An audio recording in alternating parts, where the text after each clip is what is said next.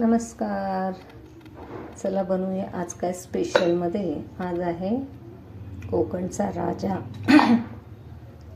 त्याचा आज आहे आमरस.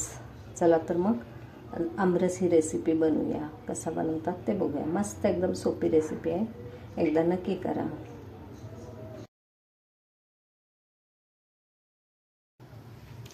नमस्कार मैत्रिणींनो, चला आज बनवूया.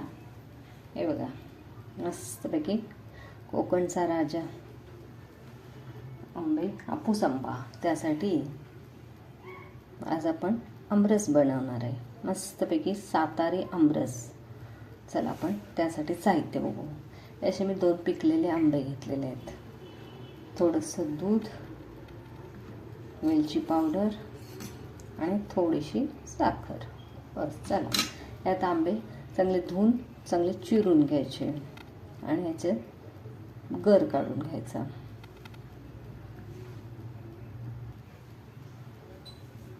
हे बघा, असं मी आंबा चिरून घेतलेला आणि त्याच्या आता असे पीस काढून घेते.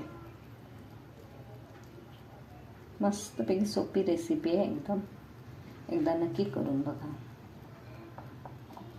असे पीस काढून घ्यायचे. असे पीस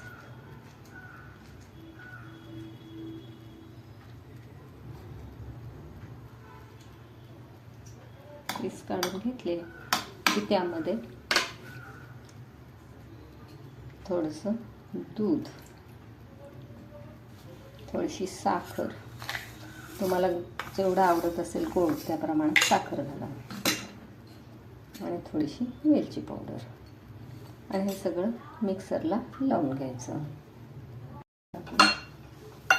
मस्तपैकी हे मिक्सरला लावून घ्यायचं.